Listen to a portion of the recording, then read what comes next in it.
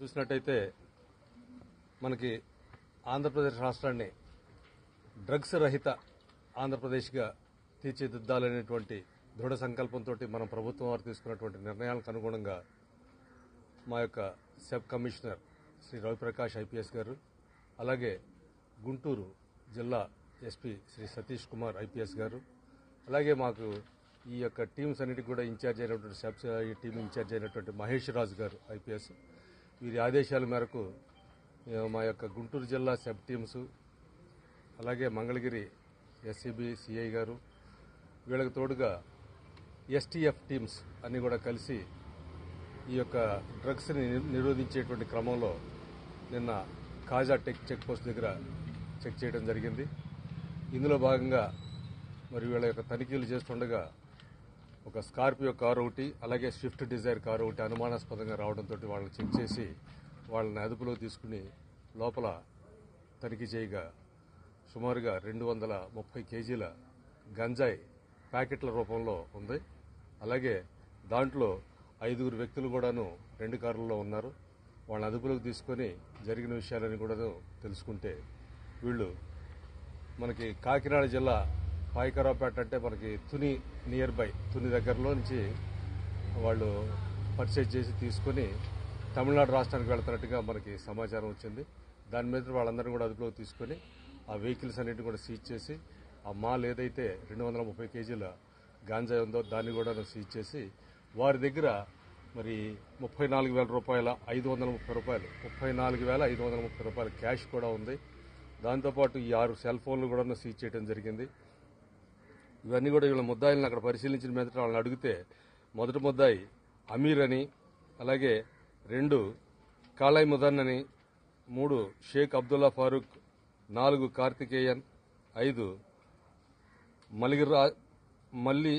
మల్లికార్జున్ ఇలా 5 కూడాను మరి తక్కువగా ఇక్కడ గంజాయిని కొని అధికంగా అక్కడ అమ్ముకోవడానికి గాను వాళ్ళు ఇదే మొదలు పెట్టారు. ఇంకా ఇంట్రాగేషన్ చేసి వాళ్ళ యొక్క పూర్వపరాలను కూడా తెలుసుకొని ఇంకా ముందు వీళ్ళు ఏమైతే ఇంతకుముందు ఏమైనా చేసి ఉన్నారో వాటి మీదను, అలాగే వీళ్ళకి ఎలా వచ్చింది, అలాగే దీన్ని ఎలా డిస్పోజ్ చేస్తున్నారు అనే దాని మీద కూడాను దర్యాప్తు కొనసాగుతూ ఉంది. మరి ఏదైతే ఇప్పుడు ఈ జిల్లాలో అక్రమంగా ఏదైతే నార్కాటిక్ డ్రగ్స్ ఉన్నాయో వాటన్నిటి మీద మరి ఆల్మోస్ట్ ఉక్కుపాదం మోపుతున్నట్టుగానే మన అధికారులు ఇచ్చిన ఆదేశాల మేరకు అందరం కూడా పనిచేస్తూ ఉన్నాం. మరి ఈ మధ్యనే పరిశీలన చూసినట్టయితే మా సబ్ నుంచి దరిదాపు ఒక 9 మంది దాకా అరెస్ట్ చేయడం, అలాగే ఇంకా కొంతమంది మీద నిఘా పెట్టడం, అలాగే కొంతమంది అప్పుడే కొత్తగా అలవాటు పడబోతున్నటువంటి స్టూడెంట్స్ ఎవరైతే కొంతమంది వచ్చారో మా దృష్టికి వాళ్ళని వాళ్ళ ఫ్యామిలీస్ని కూడా తీసుకొచ్చి వారి కౌన్సిలింగ్ చేయడం కూడా జరిగింది. మరి అందులో భాగంగా వాళ్ళ పేరెంట్స్ అందరం కూడా పిలిపించి వాళ్ళ సమక్షంలోనే పిల్లలకి తగిన బుద్ధి చెప్పించి కౌన్సిలింగ్, సరైన ట్రీట్మెంట్ కౌన్సిలింగ్ వాళ్ళకి అందేలా చేసి పేరెంట్స్ కూడాను అందుకు వాళ్ళు సహకరించి మాతోటి చాలా చక్కటి కౌన్సిలింగ్లో కూడా పార్టిసిపేట్ చేశారు. ఇది ఇక ముందు కూడా కొనసాగిస్తాం. మనకేంటంటే రాష్ట్రంలో ఎక్కడా కూడాను డ్రగ్స్ ఉండకూడదు అనేటువంటి ఆదేశాలు ప్రభుత్వం నుంచి రావడం, తదనుగుణంగా మా యొక్క ఆఫీసర్లు కూడాను మా సబ్ కమిషనర్ గారు అయితేనేమి, గుంటూరు జిల్లా ఎస్పీ గారు అయితేనేమి అందుకు తగ్గట్టుగానే మా టీమ్స్ అన్ని కూడాను చాలా యాక్టివేట్గా పనిచేస్తూ ఉన్నాయి. ఇందులో దరిదాపు 30 లక్షల రూపాయల విలువ కలిగినటువంటి ప్రాపర్టీని సీజ్ చేయడం జరిగింది. గంజా అయితేనేమి, 2 కార్లు అయితేనేమి, సెల్ ఫోన్లు అయితేనేమి, వాళ్ళ దగ్గర దొరికిన క్యాష్ అయితేనేమి, ఆల్ టుగెదర్ మొత్తం చూసుకుంటే 30 లక్షల రూపాయల విలువైనటువంటి ప్రాపర్టీని సీజ్ చేయటం. ఇందులోనే మరి ఎవరెవరైతే ఈ టీముల్లో పార్టిసిపేట్ చేసి ఇందులో రైడ్లో ఉన్నారో ఆ స్పెషల్ టీంకి, అలాగే సబ్ సిఐ గారికి, వీళ్ళందరినీ కూడాను, వీళ్ళ యొక్క టీంలందరినీ కూడాను మా యొక్క సబ్ కమిషనర్ గారు, అలాగే జిల్లా ఎస్పీ గారు, అలాగే మా మహేష్ రాజు గారు ఎస్పీ గారు అభినందించడం జరిగింది. మరి ఈ యొక్క ఏదైతే ఈ రైడ్ ఇంటెన్సిఫైగా ఉందో దీన్ని ఇంకా ముందు గట్టిగా కొనసాగించి డ్రగ్స్ అనేది అంతకుముందు కూడా మెత్ కూడా మన దగ్గర సీజ్ చేయడం జరిగింది. మెథాఫిటామిన్ అనే డ్రగ్ని అట్లాంటిది కూడా ఇక్కడ కూడా లేకుండా చూడాలనేటువంటి సదుద్దేశంతో, దృఢ సంకల్పంతో అందరూ కూడా పనిచేస్తూ ఉన్నాం. ఇంకా కొన్ని ప్లేసెస్ ఉన్నాయి, ఆ ప్లేసెస్ని కూడా ఐడెంటిఫై చేస్తూ ఉన్నాం.